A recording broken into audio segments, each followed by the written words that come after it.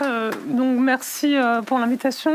Je voudrais vous rassurer tout de suite, hein, les slides sont en anglais parce qu'ils étaient déjà là et j'ai pas vraiment eu le courage de les retraduire, mais tout le discours sera en français et s'il y a un truc qui est pas clair, il suffit de me dire je comprends pas et voilà, j'expliquerai.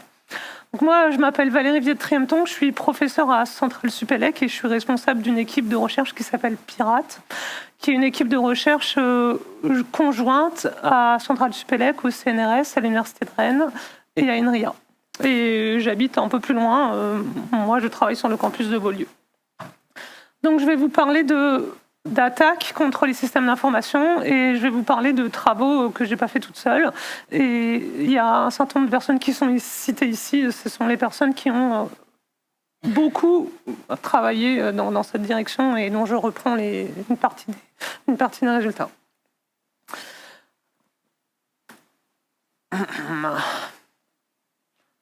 Donc je vais parler d'attaques.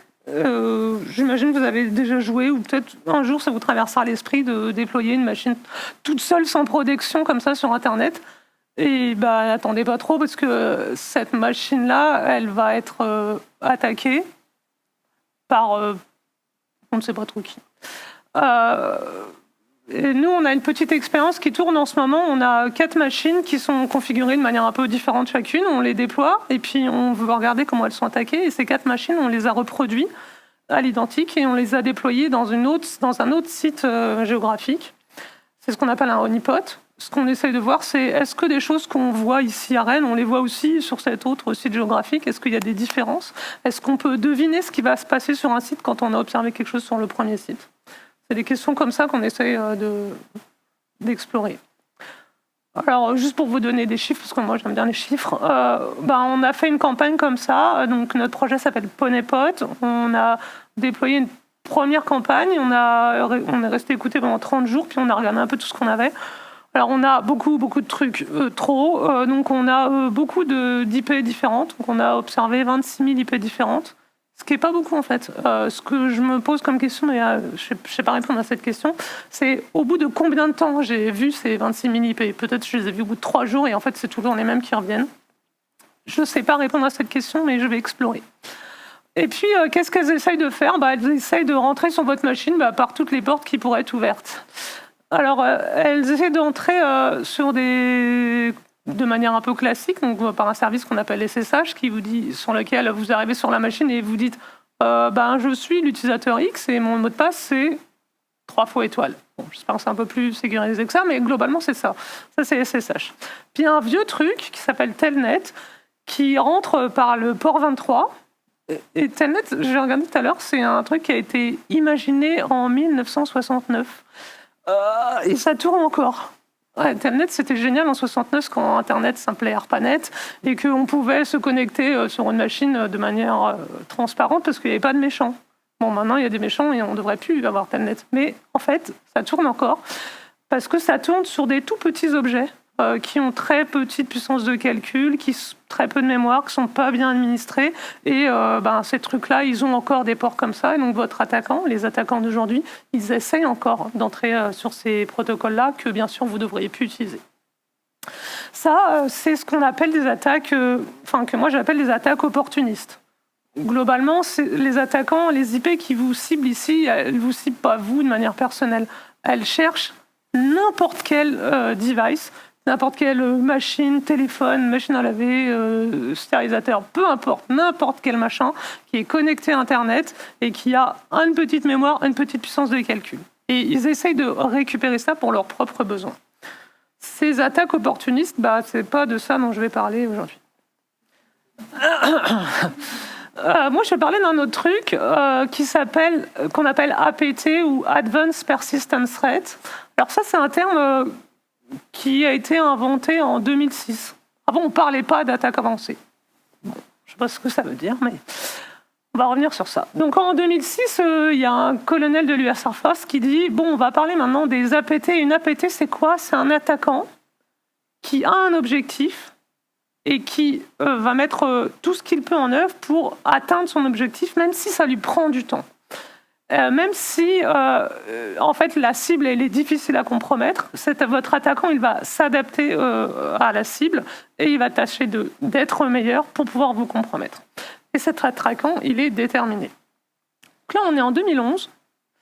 Et en 2011, si vous lisez la presse de l'époque, parfois, dans quelques journaux, et pas non beaucoup, on vous parle d'attaques qu'on appelle avancées. Alors, c'est quoi ces attaques? C'est des attaques, globalement, c'est des attaques contre d'autres États. C'est les Chinois qui attaquent les Russes qui attaquent les Américains qui attaquent l'Iran, enfin, c'est ce genre d'attaque. Ça pose quand même une grosse question.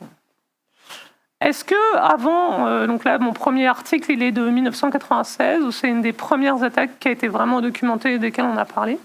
Est-ce qu'avant 1996 il n'y avait pas d'attaque? Personne faisait des choses pareilles. Ou est-ce qu'avant 1996 on était attaqué mais personne ne s'en rendait compte? Ça c'est bien possible. Ou est-ce qu'avant 1996 on s'en rendait parfois compte mais on évitait d'en parler dans les journaux? Je pense que probablement la réponse elle est quelque part entre mes deux dernières propositions, mais où exactement je ne sais pas. Alors, aujourd'hui, donc quand même beaucoup plus tard, si ça c'est votre objet d'étude, si une attaque avancée c'est de ça dont vous voulez parler, qu'est-ce que vous avez pour travailler? Eh bien vous n'avez pas grand-chose. Il y a un vieux jeu de données. Moi, je suis chercheur académique. Je fais du travail qui est publié, auquel tout le monde peut accéder. Donc, j'ai aussi besoin de données publiques. Donc, il y a un vieux jeu de données qui date de 1999, j'ai bien dit 1900. Il y a encore des gens qui font des articles scientifiques avec ce truc-là. Alors, évidemment, ça n'a aucun sens. Parce que depuis 1999, les réseaux ont changé, les services ont changé, les OS ont changé, les protocoles ont changé, enfin, tout a changé. Donc, on peut toujours faire un truc comme ça, mais ça ne sert un peu à rien. Il y a quelques jeux de données. Bon, il y en a un petit peu plus que ça, mais il n'y en a pas plein. Alors, il y a un truc qui est assez rigolo, c'est apt-note. Alors, c'est un repo GitHub, donc je vais aller vous montrer où c'est. Bon, voilà, ça ressemble à ça. Si vous scrollez un peu, donc j'avais préparé mon truc à l'avance, vous avez un grand fichier JSON qui répertorie plein d'attaques. Alors, ça vous donne le titre de l'attaque, le nom du fichier, la date. Donc ça, c'est assez cool. La dernière, elle a été mise en 2024, donc c'est relativement à jour. Et la première, alors je ne sais plus parce qu'elle est très loin, mais il y a plus de 20 ans, je crois. Donc, si vous suivez bien les liens, vous arrivez à des rapports qui ressemblent à ça. Donc ça, c'est le dernier qui a été mis en place. Donc ça documente une attaque de juillet 2024. Et bon, ça ressemble à ça. Qu'est-ce que je veux montrer là-dedans? C'est que une attaque, ici, c'est décrit par un dump mémoire, une petite photo, des annotations sur du code, beaucoup de langue naturelle, et c'est surtout absolument non structuré. C'est des rapports qui racontent des histoires. Et moi, je ne sais pas travailler avec ça. Du point de vue numérique, je ne sais pas quoi faire avec ce truc-là. Mais déjà, ça existe. C'est cool. Alors, il y a d'autres choses qui existent, mais pas beaucoup. Il y a aussi des vidéos. Alors, TV5 Monde a été attaqué il y a quelques années. Et c'est l'ANSSI qui est venu en réponse à un incident sur cet incident-là. Je crois que c'était en 2015. Et on n'en parlait pas. C'est l'écran noir, elle se fait un peu exprès. Et il y a une conférence qui s'appelle STIC, qui se tient à Rennes en juin tous les ans. Et il y a des experts techniques qui travaillent à l'ANSSI en réponse à un incident, qui sont venus raconter cette attaque-là. Alors c'était un moment extraordinaire, parce que à cette époque-là, ils sont venus en 2017, c'était encore un peu la préhistoire de ce que c'est qu'une attaque. On n'avait aucun détail technique. Et là, ils sont venus dans l'amphi et ils ont raconté. Et c'était absolument extraordinaire parce qu'il y avait pas un bruit dans cet amphi, c'était absolument génial. Mais c'est quand même assez triste parce que ça veut dire qu'encore en 2015, ce que c'est qu'une attaque, vous ne savez pas. Il y a donc des rapports où il y a 2-3 petits trucs écrits en langue naturelle, mais très clairsemés. il y a des gens qui parfois osent sortir de l'ombre et viennent vous raconter comment ça s'est passé. Mais jamais, jamais, jamais vous trouvez de détails sur quelle était l'architecture cible. C'était quoi le SI qui tournait? Pourquoi il a été attaqué? C'était quoi les services qui ont permis à l'attaquant de progresser? Pourquoi c'était mal configuré? Comment je fais pour éviter ça? Vous ne savez pas. Vous ne savez pas non plus comment le système a été surveillé. Donc la supervision qui a été mise en place, aucune idée. Et puis ce qu'ont fait vraiment les attaquants, vous n'en savez rien non plus. Ça... En tout cas, au moment où on a commencé ce travail, et c'était en 2020-2021, vous trouviez jamais ça. Et ça s'explique par le fait que si vous êtes une entreprise et que vous êtes attaqué, c'est un poil délicat d'aller raconter à tout le monde. Eh ben, vous allez rire, mais la semaine dernière, un attaquant est rentré parce qu'un tel avait un mauvais mot de passe. Ensuite, il a latéralisé parce que sur l'Active Directory, c'était mal configuré, etc. Si vous êtes une entreprise, du point de vue de l'image, c'est compliqué. Donc, ces données-là, en fait, elles existent, mais elles ne sont pas libérées, on ne peut pas travailler dessus. Ou de manière assez difficile. Ok, donc si on s'arrête un instant, si c'est ça votre objet d'étude, ce dont vous avez besoin, c'est déjà de modèles. De quoi est-on en train de parler? Comment je raconte ça?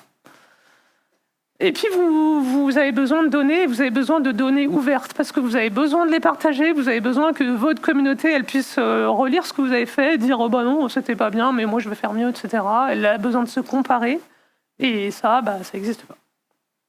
Ça n'existait pas en 2020. On va répondre à ça. Alors, on va commencer par parler de modèles. Ma première question, c'est comment je raconte une attaque avancée? C'est quoi ce truc-là? Alors, il y a des gens qui avaient essayé de faire ça. Donc, au moment où on a dit on va inventer le mot de Advanced Persistent Threat ou attaque avancée, il y a quelqu'un qui a proposé un modèle. Donc, c'est ce qu'on appelle la kill chain de Lockheed Martin. Kill chain, c'est un mot un peu militaire. C'est dans une campagne d'attaque avec des fantassins, comment vous progressez jusqu'au château que vous voulez attaquer. Une kill chain, c'est un peu ça. Comment vous travaillez. Donc, le premier modèle, il dit dans une attaque avancée, il y a plusieurs étapes. D'abord, vous reconnaissez le terrain, comme sur un vrai champ de bataille. Ensuite, vous vous armez. Ensuite, vous entrez et puis vous vous promenez dans le système jusqu'à trouver votre cible.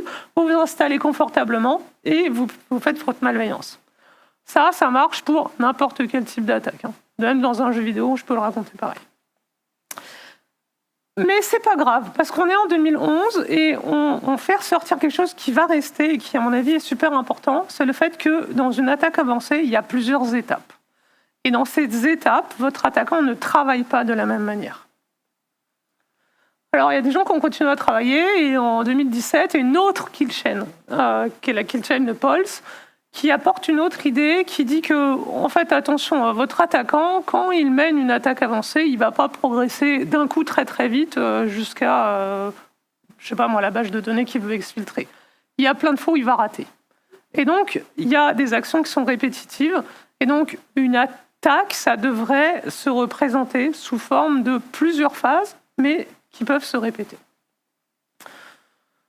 Ok, ça c'est cool, mais je pense qu'on manque encore des choses, donc on va continuer à avancer et on va s'intéresser à quelque chose qui n'est pas vraiment un modèle, mais qui est plutôt une base de connaissances et qui s'appelle la matrice attaque, qui a été proposée par le MITRE. Alors, on va aller faire un tour sur ce que c'est que MITRE Attack dans sa version du jour. Donc c'est une grosse matrice et voilà comment on la lit. D'abord, vous allez regarder les différentes colonnes. Donc, les différentes colonnes sont ce qu'on appelle des tactiques. C'est les grands objectifs de l'attaquant. Qu'est-ce qu'il essaye de faire, votre attaquant? Déjà, il essaye d'entrer. C'est ce qu'on appelle l'accès initial. Votre attaquant, comment il fait pour entrer dans un système d'information? Il est de plein de manières différentes. Peut-être qu'il a trouvé une clé USB sur le parc. Enfin, il a fait tomber une clé USB sur le parking et un jour, quelqu'un l'a ramassée. Et un jour, quelqu'un l'a mis sur une machine de l'entreprise et pas de chance, en fait. Il y avait un code malveillant et votre attaquant est entré par là. C'est une manière de faire. Une autre manière de faire, c'est de faire du phishing. Il y a bien quelqu'un qui va finir par répondre aux mails de phishing parce qu'ils sont bien faits et que vous avez bien soigneusement soigné votre mail. Ou bien votre entreprise, elle a un service web, et puis votre service web, il est beau, très bien ficelé, et donc vous pouvez faire une injection SQL sur le service web. En fait, il y a plein de manières d'entrer dans le système d'information. Et si vous voulez regarder comment je fais précisément pour entrer dans le système d'information, il faut aller regarder le contenu de la colonne qui correspond à la technique accès initial. Et donc, tout ce que je viens de vous dire là, en fait, c'est ici. Et maintenant, donc, les colonnes, c'est des tactiques, c'est les grands objectifs. L'intérieur d'une colonne, c'est les techniques, c'est comment on fait. Puis après, si je clique sur phishing, par exemple, après, il y a du texte, encore une fois, qui vous raconte concrètement comment on fait. C'est quoi la vraie technique, c'est quoi le vrai code, et qui sont les vrais attaquants qui ont travaillé comme ça dans les attaques qu'on connaît, qui ont été documentées. C'est vachement bien, MitraAttack. Donc MitraAttack, c'est 2013 au départ. C'est super bien parce que c'est beaucoup plus fin que les kill chains de l'époque.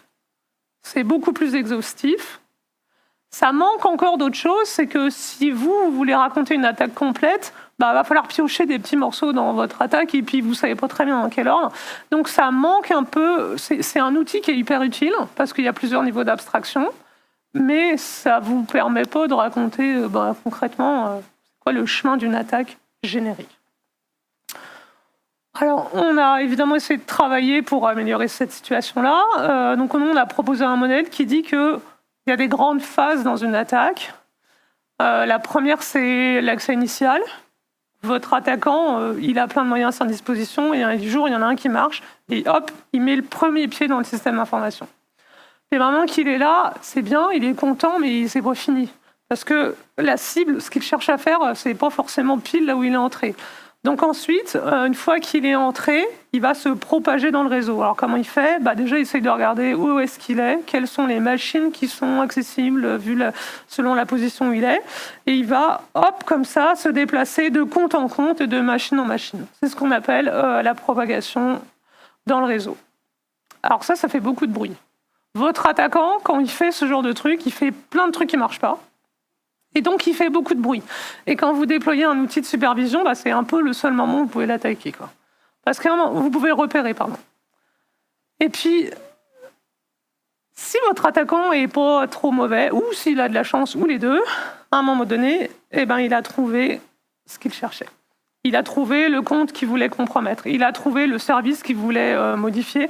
Il a trouvé la base de données qu'il voulait exfiltrer. Bref, il a trouvé ce qu'il cherchait. À partir de là, votre attaquant, il ne fait plus rien. Il va, ce qu'on appelle, dominer la cible. Donc, il va regarder techniquement quelle est la version de la base de données, quelle est la version du service, quels sont les privilèges de l'utilisateur sur lequel il est. Il fait le tour de tout ça. Il retourne chez lui et il essaye de toutes les techniques qu'il a pour compromettre chez lui la cible qu'il a repérée sur votre organisation. Et puis maintenant, il va vérifier régulièrement qu'il a effectivement la cible sous contrôle. Par exemple, c'est une base de données à exfiltrer, donc régulièrement, il fait sortir un ou deux fichiers, quelques mégas, juste pour vérifier que toute la chaîne marche bien. Et ça, ça vaut beaucoup d'argent, parce que votre attaquant, probablement, il a des commanditaires. Ou s'il n'en a pas, maintenant, il va essayer de vendre ce qu'il a trouvé, donc il va chercher un client.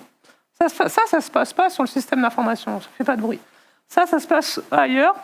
Ça peut se passer sur une plateforme du Darknet, par exemple, ou de discussion en proche, on n'en sait trop rien. Et puis un jour, il y a un client qui dit « Ok, ça m'intéresse, action ». Et votre attaquant, enfin, il finit son attaque. Ce qu'on n'a pas dit, c'est qu'il y a plein de fois où ça rate. Il y a plein de fois où votre attaquant, il cherche quelque chose, puis pas de chance, il le trouve pas. Votre attaquant, peut-être qu'il est entré par une porte qui s'est refermée. Il avait réussi à trouver un login mot de passe d'un utilisateur qui est parti de l'entreprise. C'est pas de chance, l'accès est fermé. Donc régulièrement, ça marche pas, il faut recommencer. Et recommencer, ça veut dire remettre de l'énergie, remettre de l'expertise technique, remettre du temps, et donc ça coûte de l'argent. Et votre attaquant, régulièrement, il doit reconsidérer l'intérêt qu'il a dans cette attaque. Ça, c'est pas un état technique, mais c'est un état qui existe dans une chaîne complète d'attaques. Ce qu'il faut bien se rendre compte, c'est que tous ces états-là, ils vont être pris par l'attaquant les uns après les autres, et ça peut durer des jours, des semaines, des mois. On a vu jusqu'à des années dans de précédentes attaques. Donc c'est super difficile à capturer. C'est difficile de l'attraper, votre attaquant. Puisque le seul moment où il a fait du bruit, c'est le moment où il ne savait pas trop où il allait. Donc ce modèle-là, alors moi j'aime beaucoup faire des modèles parce que vous avez besoin de juste une craie, un papier, un crayon, et vous faites des ronds, des flèches, et hop, vous avez fait un modèle. C'est facile. Ça n'a d'intérêt que si ça capture vraiment la réalité. Hein. Donc comment on fait pour vérifier que votre modèle il a un quelconque intérêt? Vous prenez des vraies attaques, puis vous essayez de voir s'ils rentrent dans le modèle. Donc on a fait ce travail-là. Pour faire ce travail-là, il vous faut des données, en retour à la question précédente. Donc il vous faut des attaques publiques suffisamment documentées pour que vous puissiez vérifier que votre modèle est assez costaud. Donc nous, on a fait ça avec TV5 Monde, on l'a aussi fait avec une autre attaque qui s'appelle Equifax. Et aujourd'hui, on a une bonne confiance dans le fait qu'on n'a rien loupé et globalement, toutes les attaques avancées, elles se racontent comme ça. Moi, je pense que d'une manière ou d'une autre, aujourd'hui, avec ce modèle ou avec un qui lui ressemble beaucoup, parce que les idées, globalement, elles sont toujours à peu près les mêmes, on va finir par se mettre d'accord sur une manière de représenter une attaque avancée. J'ai espoir que ça arrive vite et que tous les gens qui écrivent des rapports, ils suivent un peu la chronologie d'une attaque pour que tous les rapports qui sont produits soient un peu plus clairs. Bon, mais on a d'autres problèmes. Maintenant, on n'a pas trop de données ouvertes pour faire encore d'autres trucs. Donc maintenant, on va travailler sur la question des données. On veut des données variées, on veut des données représentatives, on veut des données à jour. Mais en fait, ça, en sécurité, ça n'existe pas. Ça n'existe pas parce que dès que vous documentez une attaque, elle est patchée, donc les OS changent, les services changent, les technos changent, tout change, donc votre truc, c'est poubelle. Donc il faut passer un peu sa vie à refaire des jeux de données. Ce qui est un travail sans fin, c'est bien, je ne suis pas prêt d'être au chômage, mais quand même. Alors, on a fait une expérience. Ce qui nous intéressait, c'est d'avoir... c'est un projet qui a été conduit avec l'IRSN pour l'Institut de radiosurveillance des sites nucléaires, ou sûreté des sites nucléaires. Il manque peut-être un morceau, je ne sais plus, mais personne n'est là de... Ça va. Donc, avec l'IRSN, eux, ce qui les intéressait, c'était d'être capables de savoir de manière concrète comment un attaquant travaille. Globalement, quelle commande il tape dans son terminal? Et est-ce qu'il y a des grandes variétés dans les outils qu'utilise l'attaquant? Et est-ce qu'on ne saurait pas reconnaître un attaquant à la manière dont il exploite ses commandes? Rien qu'à la manière dont il ordonne ses paramètres. Ça, en fait, c'est une idée qui est crédible. Mais pour l'explorer, il vous faut des données à jour. Donc on s'est intéressé à cette question. On a travaillé à déployer une architecture vulnérable et on a fait travailler des attaquants pros, parce qu'il faut quand même des gens qui vraiment soient représentatifs. Donc en fait, on a travaillé avec ce qu'on appelle des ethical hackers. Donc c'est des gens qui attaquent des infrastructures, mais vous savez qu'ils vous attaquent. Ce qui vous intéresse, c'est par où ils sont passés. Ils vous le disent et après vous pouvez réparer. Alors, qu'est-ce qu'il y avait là-dedans? Il y avait 3 machines, parce qu'en fait, c'est un peu long à monter une infra comme ça, donc 3 machines, c'était déjà pas mal, quoi. Elles étaient ultra vulnérables de partout. Enfin, il y avait des trous partout dans ce truc-là, parce que ce qu'on voulait savoir, c'est est-ce qu'il y a des chemins qui sont plus empruntés que d'autres quand vous êtes un attaquant? Il y avait des points d'étape intermédiaires, donc il y avait ce qu'on appelle un flag, donc un truc à récupérer sur la machine 1, un sur la machine 2, un sur la machine 3. Puis il y avait plein de chemins, et il y avait, c'était pas des choses difficiles, il y avait pas ça nécessitait pas de compétences à la limite de l'état de l'art. Un bon attaquant bien formé devait pouvoir attaquer ça. Alors, on a eu des experts du top 100 de l'entreprise YesWeHack, donc ces attaquants éthiques, qui venaient de 9 pays différents. Ce qui les intéressait, c'était de l'argent. Hein, donc comme ça, on était vraiment dans les conditions normales d'un attaquant classique. Et voilà, c'est plutôt des jeunes et plutôt des gens qui ont au moins un master. Donc on a appris plein de trucs. Ça nous a donné un jeu de données qui est accessible sur ponjutsu.esa.fr. C'est cool. Donc là, normalement, l'exposé s'arrête parce que c'est fini. J'ai un modèle, j'ai des données, et puis c'est cool. Eh ben non, parce que quand on a fait tout ça, on s'est posé une question que ça fait un peu débutant, mais on n'avait pas anticipé. En fait, c'est difficile à présenter. C'est hyper dur de raconter ça. Voilà, je vous ai mis soigneusement 3 boîtes avec des sous-boîtes que vous pouvez même pas lire. Même moi qui suis devant, j'arrive pas à lire. C'est hyper dur à raconter, même si je zoome. Parce que la question n'est pas là.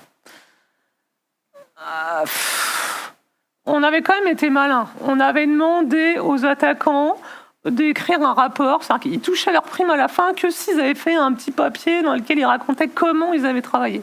Donc là, on a un extrait d'un rapport du joueur 12. Qu'est-ce qu'il dit, le joueur 12 ? Il dit, d'abord, j'ai essayé de voir où j'étais. Donc globalement, j'ai lancé un scan and map. J'ai trouvé des services accessibles et ouverts. J'ai essayé de faire un brute force SSH, mais j'ai raté. Après, j'ai vu qu'il y avait un service vulnérable et j'ai utilisé Metasploit et je suis rentré. Bon, il est cool, le joueur 12, parce qu'il a détaillé son histoire. Il a vraiment détaillé comment il a réfléchi, ce qu'il a essayé, ce qui a marché, ce qui n'a pas marché, tout ça. Ça, c'est mon meilleur rapport. Il y en a, ils ont juste dit, j'ai fait ça, et puis c'est normal. Si vous êtes un attaquant, vous ne révélez pas tous vos secrets, sinon quelqu'un va avoir copié, et puis votre business à vous, il ne sait plus rien. Donc il y a ça qui manque, puis il y a un autre truc qui me manque et qui est un peu implicite, c'est que ça, c'est ce que l'attaquant a vu. Mais il y a peut-être plein d'autres trucs, en fait, qu'il n'y a pas de vue omnisciente, on ne voit pas l'ensemble de la chaîne. Et moi, maintenant, je suis embêtée parce que ce que je veux, c'est raconter une expérience dans laquelle j'ai juste... j'ai un scénario simple, a priori, mais je ne sais pas le raconter. Et je sais encore moins raconter ce qu'a fait effectivement l'attaquant. Et donc, je suis un peu revenue à mon début d'histoire, c'est, voilà, j'ai du texte, quoi. Cool. Bon, quand même, on a beaucoup travaillé, donc on l'a fait avec des couleurs. Et c'est beaucoup mieux. En plus, on n'a même pas pensé qu'il y avait des gens qui ne pouvaient pas distinguer le rouge et le vert. Donc je pense que ça ne sert à personne. Alors pour être tout à fait honnête, c'est délicat parce que le doctorant qui a produit ça, il a passé des heures. Et vous allez juste dire, non, on ne peut pas travailler avec ça, quoi. Et puis ça a été fait à la main, quoi. Bon, ça ne sert à rien. Oui, ça a été fait avec Paint, d'accord, mais c'est fait à la main. Il y a quand même des trucs qui sont importants là-dedans. Qu'est-ce qu'il a mis en rouge ou en vert ? Il a mis en avant les services, les utilisateurs et les machines. Ça, c'est déjà un point de départ. Alors, nous, on a beaucoup travaillé. Alors, je ne vais pas rentrer forcément dans le détail formel de tout le modèle qu'on a proposé, mais on a essayé d'écrire tout l'environnement, d'être capable de se dire, dans une attaque, il y a ce que c'est l'attaquant. Qu'est-ce qu'il sait l'attaquant ? Il connaît, il a ses propres techniques d'attaque. Quelles sont les commandes qu'il maîtrise ? Quels sont ses outils ? Il y a sa connaissance. Donc au départ, votre attaquant, il démarre, il connaît rien. Et puis, il va progresser dans votre système d'information. Donc, il va découvrir des nouveaux utilisateurs, des nouveaux services, des nouvelles machines, des secrets. Et cette connaissance, elle grandit au fur et à mesure de l'attaque. Et puis, il y a la cible qu'on a mis tout à droite en bleu. C'est quoi la cible ? Un système d'information, si je le simplifie à l'extrême, c'est des machines, des utilisateurs, des fichiers. Et votre attaquant, il va puiser sa connaissance dans cette cible-là et en même temps, il va progresser dans cette cible. Et votre attaquant, en fait, comment il travaille de manière très concrète ? En fait, votre attaquant, il a un terminal sur lequel il tape des commandes. Mais un terminal, qu'est-ce que c'est ? Un terminal, c'est l'accès à une machine sous le compte d'un utilisateur. Et on a repris ça et on lui a donné un nom. On a dit qu'un attaquant, c'est 2 choses. Un ensemble de positions d'attaque. Et pour nous, une position d'attaque, c'est une paire machine-utilisateur. Et puis, il y a tout ce que vous avez appris. Et votre attaquant, il va progresser de position d'attaque en position d'attaque. À chaque fois qu'il progresse, peut-être des fois il progresse pour rien et sa connaissance ne grandit pas. Et parfois il progresse et il fait grandir sa connaissance. Et un jour, enfin, il tombe sur la position d'attaque qui était sa cible initiale. Bon, ça c'est cool. C'est d'autant plus cool que si vous voulez représenter, si vous gardez cette histoire de position d'attaque, en fait, vous pouvez progresser dans un système d'information de position d'attaque en position d'attaque seulement de 3 façons. 1, 2, 3. Soit vous restez au même endroit et vous faites rien, mais vous apprenez des choses. Globalement, votre attaquant, il s'est logué sur une machine sous le compte d'un utilisateur et il fouille le compte. Il va lire tout ce qu'il arrive à lire, il cherche tous les fichiers, il va regarder dans la mémoire, il regarde quels sont les processus qui tournent, il lit l'ensemble des mails qui sont liés à cet utilisateur. Bref, il récupère toute l'information qu'il veut. Donc vous pouvez être sur une position d'attaque et y rester plein de temps, et en même temps, ça fait grandir votre connaissance. Ou bien, vous pouvez être sur une machine sous le compte d'un utilisateur et, pouf, rester le même utilisateur et changer de machine. Ça, c'est ce qu'on appelle une latéralisation, ou nous, ce qu'on appellera un mouvement latéral. Ou bien, vous pouvez rester sur la même machine, mais changer d'utilisateur. Alors, vous pouvez passer route, mais vous pouvez passer utilisateur privilégié ou un autre utilisateur, peu importe. Et ça, c'est ce qu'on appelle une escalade de privilèges. Moi, j'aime pas trop escalade de privilèges parce que ça fait croire que vous allez chercher qu'à être de plus en plus privilégié. C'est pas vrai. Quand vous êtes sur une machine, vous pouvez juste changer d'utilisateur, peut-être même aller sur le compte local. Et ça, c'est ce que j'appellerais un mouvement vertical. Et c'est pas forcément être plus privilégié. Ok, donc ça s'éclaircit cette histoire. On peut représenter une attaque par un ensemble de positions d'attaque et on progresse d'une position à une autre position en appliquant ce qu'on appelle une technique d'attaque et je vous ai donné 3 grandes familles. Et c'est tant bien, ce qui est cool, c'est qu'il y a des gens qui savent décrire les techniques d'attaque. C'est la matrice Smith de tout à l'heure. Et donc, on va retourner et chaque fois qu'on passe d'une position à une autre position, on explique comment on fait et on l'explique en utilisant la nomenclature mitre et en utilisant les procédures d'attaque. Et là, on continue à être un peu emmerdé parce que ça, c'est du texte. Et moi, je sais rien faire avec du texte. Ou pas grand-chose. Alors, on va continuer à travailler. Et là, je vous promets, c'est le truc le plus formel que je présente. Après, je repars. On a pris chaque technique et on lui a donné ce qu'on appelle une sémantique. C'est-à-dire qu'on a été capable de dire, votre attaquant, je prends celle-là, quand il prend la technique exploitation de services distants. Cette technique, elle fait partie de la grande famille tactique mouvement latéral. À quoi elle sert ? Elle sert à vous donner accès à une machine distante en exploitant une vulnérabilité qui est sur la machine, en utilisant aussi un exploit que vous connaissez, parce que si vous ne connaissez pas l'exploit, vous ne pouvez pas faire grand-chose. Pour faire ça, il vous faut une machine de départ, un utilisateur de départ. Ça vous amène à une machine d'arrivée, un utilisateur d'arrivée. Et il y a un certain nombre de préconditions. Les préconditions, c'est vous connaissez la machine distante, vous connaissez l'utilisateur distant, pas forcément. Par contre, vous connaissez l'exploit. Et si ça réussit, vous êtes passé d'une position à une autre position. Et on a travaillé à représenter les techniques en utilisant ce formalisme. Et du coup, au départ, on avait un rapport qui racontait comment l'attaquant avait avancé, donc notre joueur 12, notre joueur préféré. Grâce au joueur 12, on avait pu faire un petit coloriage et on avait un dessin qui racontait comment il avait progressé. Et maintenant, c'est vachement mieux, je suis sûre que vous adorez ça. Et maintenant, on sait le raconter avec des techniques d'attaque. Bon, en fait, ça, c'est la machinerie qui est à l'intérieur. Ça, je ne le montre pas aux clients. Moi, j'utilise ça, mais à la fin, je vais faire des ronds, des flèches. Tac. Pourquoi c'est cool ? Parce que maintenant, on peut retourner dans les logs, regarder concrètement, et là, ce n'est pas le joueur 12 qui nous raconte, c'est les logs qui sont sur la machine, et on peut reconstruire le chemin qu'a pris l'attaquant, et on s'aperçoit que votre joueur 12, en fait, s'il a fait 18 étapes, il est resté sur 6 positions d'attaque, c'est-à-dire qu'il y a plein de fois où il a appris des choses, mais il n'a pas progressé.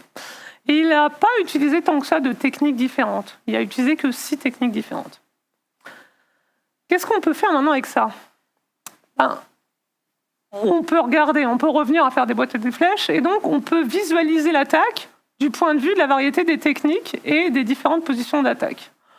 Alors, ça, c'est pas mon truc préféré, mais vous pouvez quand même l'exploiter, je pense que c'est utile. Vous pouvez représenter les différentes étapes et représenter en termes de technique d'attaque. Ça vous dit, par exemple, votre attaquant, il a fait une compromission initiale en exploitant une vulnérabilité sur un service. Ensuite, il a fait une escalade de privilèges vers l'utilisateur 1 de la machine 1 et a progressé comme ça. Ça, déjà, c'est beaucoup plus intéressant que les logs ou le rapport informel du joueur 12. Vous pouvez faire un autre truc. Vous pouvez collecter le chemin complet de l'attaquant et vous avez donc l'ensemble des positions d'attaque que votre attaquant a pris durant son attaque. Et ça, c'est hyper précieux pour quelqu'un qui arrive en réponse à un incident parce que vous êtes l'ANSSI, on vous appelle pour vous dire « je ne comprends pas, mon système d'information, mon site web a été défacé, au secours ». Si on vous dit, si vous étiez capable de dire « ok, pas de panique, votre attaquant, voilà par où il est passé », déjà, vous savez sur quoi il faut travailler. Ce n'est pas la peine d'éteindre toutes les machines de l'entreprise, il suffit de se consacrer sur cette partie-là. Ensuite, il y a un autre truc qui est important, c'est que si jamais votre représentation, là, elle a des trous, genre vous ne savez pas comment votre attaquant il est passé de la machine 1 à la machine 10, ben c'est peut-être qu'il faudrait revoir un peu sérieusement votre système de supervision. Il y a des endroits où vous êtes aveugle, vous ne voyez rien, ça, il faut travailler dessus. Donc, un objet comme ça, ben, on a pu le construire que parce qu'avant, on a passé beaucoup de temps à raconter qu'est-ce que c'est qu'une technique d'attaque et on l'a formalisé. Mais le cadeau, c'est ce genre d'objet. Alors maintenant, c'est fini normalement. Parce que maintenant, j'ai des modèles, et ils me plaisent parce que je peux en faire des choses, j'ai des données ouvertes, et bah, c'est cool, j'ai contribué à la science. Ce serait quand même assez bien qu'on puisse vraiment faire des choses avec ça. Alors maintenant, je reviens à ce qu'on fait aujourd'hui en 2024, avec ce travail-là, donc, qui a été publié commencé en 2020, publié en 2022. Alors déjà, maintenant, avec ce truc-là, je peux faire de l'entraînement. Je peux imaginer des scénarios d'attaque, les designer et les déployer. En fait, maintenant que je sais comment raconter un scénario, soit j'en raconte un vrai, à partir des logs, soit j'en invente. Comme j'ai beaucoup d'imagination et que je suis hyper forte en rond, flèche, couleur, je peux faire des trucs comme ça. Je peux raconter. On peut imaginer un scénario dans lequel l'attaquant arrive sur la machine 1, ensuite il latéralise sur la machine 2, ensuite il change d'utilisateur, ensuite etc. jusqu'à la fin. Bon, alors, faut pas que ce soit trop long parce que vous allez voir, c'est pas si facile que ça, mais vous pouvez raconter des choses comme ça et vous expliquer de manière précise comment votre attaquant avance dans le système d'information. Si vous faites ça bien, vous donnez des précisions, c'est-à-dire que vous pouvez vous contenter d'être assez abstrait et vous dites des choses assez approximatives comme « l'attaquant fait notre escalade de privilèges ». Vous pouvez être plus précis. Vous pouvez dire « pour passer de l'utilisateur 1 à l'utilisateur 2, mon attaquant il a exploité une vulnérabilité sur le service X ». Ok, mais si vous êtes précis comme ça, alors vous m'avez donné des renseignements sur l'infrastructure sous-jacente. Vous m'avez dit « cette machine », elle a tel service. Et avec telle version pour que l'exploit marche. Et si vous êtes suffisamment précis comme ça dans toute la description de votre scénario d'attaque, en fait, vous pouvez déployer une infrastructure sur laquelle ce scénario peut se jouer. Donc, vous avez déployé un exercice de test d'intrusion. Vous avez déployé un lab de pentest d'infrastructure. Et ça, c'est cool. Alors, de manière plus concrète, ce qu'on sait faire, c'est raconter un scénario, le préciser suffisamment, utiliser des technos de déploiement, typiquement Vagrant Ansible, qui permettent de déployer l'infrastructure vulnérable sur laquelle le scénario que vous avez imaginé au début est jouable. Donc ce travail-là, c'est l'objet d'une thèse complète qui a été soutenue la semaine dernière, pour vous dire que c'est relativement récent et c'est assez cool parce que qu'est-ce qu'on a fait avec ça ? On a fait d'abord des petits tests. On est resté voir au labo, voir si ça marchait bien. Et puis comme on a peur de rien, on a fait un scénario complet qui a été joué au Brest CTF en 2024. Le Brest CTF, c'est une compétition de hacking qui regroupe de très bons hackers parce que c'est la plus grande compétition en présentiel. Elle a lieu à Rennes cette année au mois de mars. Et c'est 600 joueurs, 120 équipes. Et des bons joueurs. Donc nous, on s'est amusé à faire un pentest complet. Alors pour être honnête, le chercheur, il travaille dans son labo, mais puis il est hyper content de rencontrer des vrais gens qui font des vrais trucs qu'il a imaginés en fait. Et donc nous, ces gens-là, on a envie de les voir travailler. On veut voir ce qu'ils sont effectivement capables de faire, mais au départ, on ne maîtrise pas ça. Et donc on écrit ce scénario comme ça. Donc vous voyez que, vu de là où vous êtes, il n'est pas très grand. Il n'y a effectivement que 8 positions d'attaque.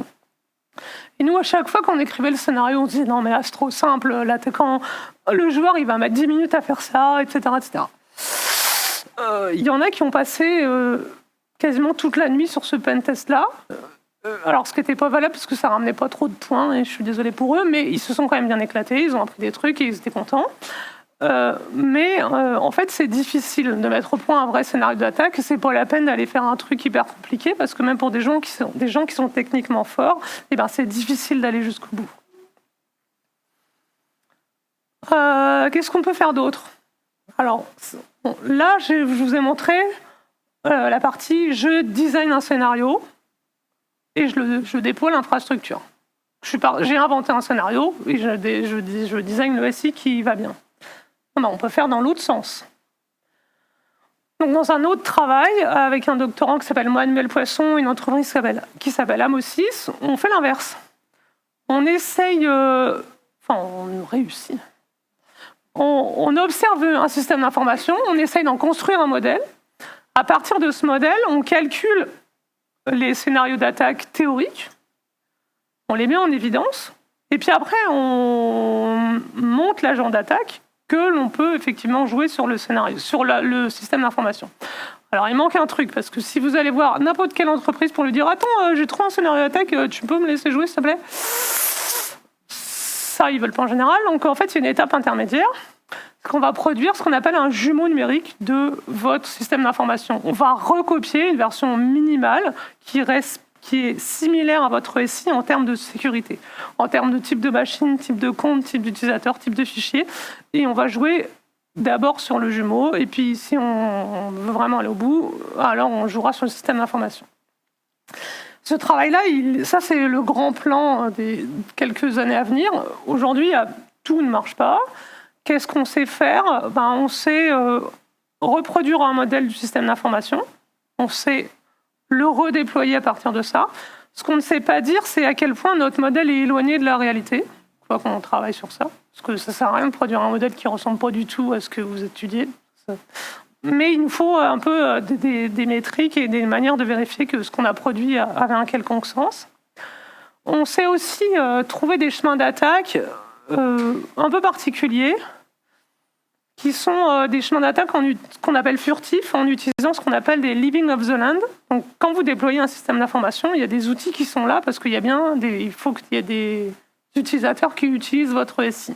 Donc, il y a des outils qui sont là pour l'administration du système d'information, mais qui, pas de chance, peuvent permettre à l'attaquant de progresser, d'exécuter du code à distance, etc., etc. Donc, on s'est intéressé à mettre en évidence des chemins d'attaque qui n'utilisent que la configuration du système et des outils qui sont là parce que vous en aviez besoin.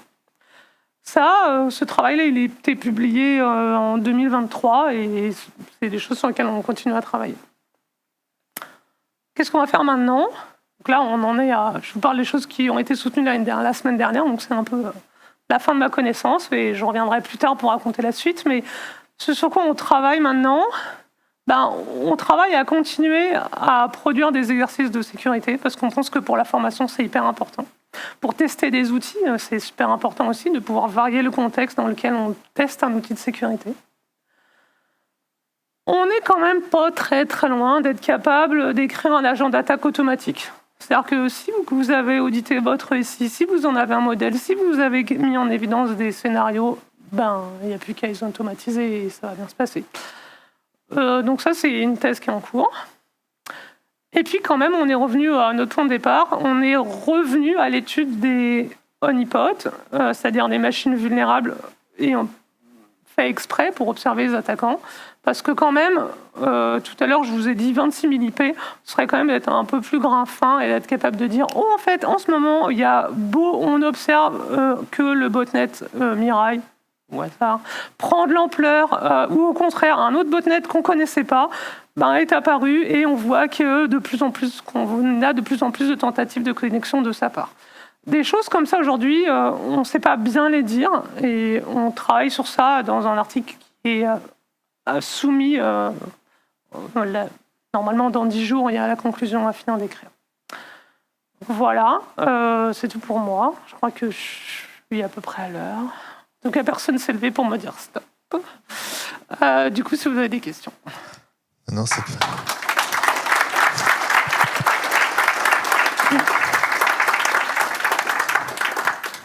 C'est parfait, je ne sais pas si tu avais vu mon minutage, mais j'étais loin et c'est parfait. Il restait 2 minutes, donc ça nous laisse 2 minutes de plus pour vos questions. La première est toujours la plus dure. Je vous passe le micro.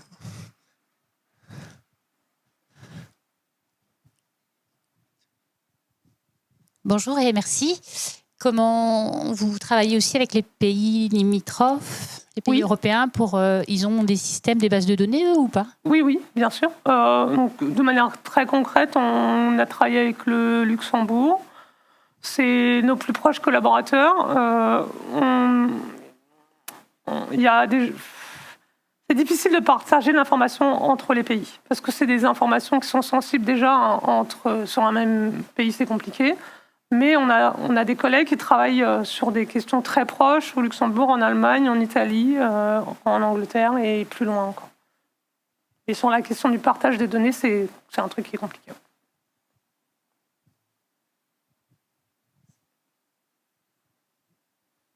Votre question?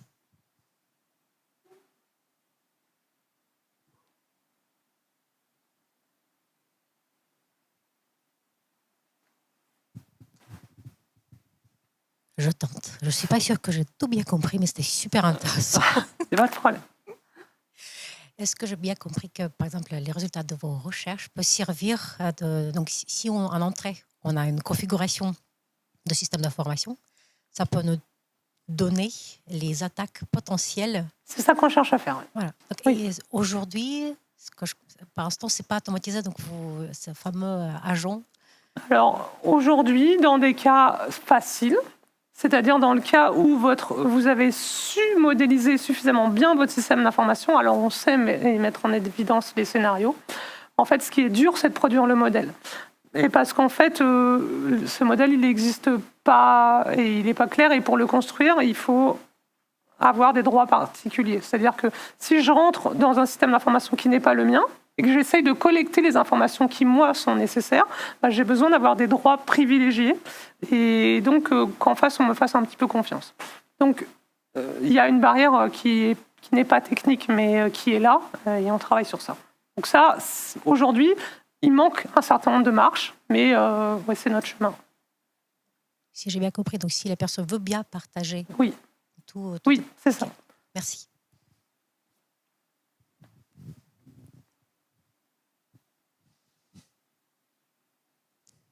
Une dernière?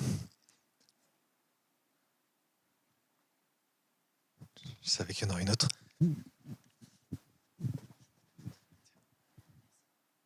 Merci pour la présentation. Est-ce que les modèles que vous avez mis en place arrivent à décrire des attaques, je veux dire, non ciblées? Enfin, je pense récemment, il y a eu une faille qui a été créée sur XZUtils pour pouvoir attaquer de manière un peu... pour pouvoir attaquer beaucoup de systèmes en même temps, en fait. Alors, oui, à ceci près que ce dont tu parles, c'est l'exploitation d'une vulnérabilité et ça permet de faire une étape dans une chaîne complète d'attaque. Mais oui, on travaille à être capable de représenter une vulnérabilité. Et en fait, ce qui est important, ce n'est pas que la vulnérabilité, c'est la manière dont on l'exploite. Et donc, il faut prendre en compte à la fois le problème et comment l'attaquant l'exploite. Et c'est ces deux choses-là qu'il faut modéliser. Mais oui, on travaille sur ça.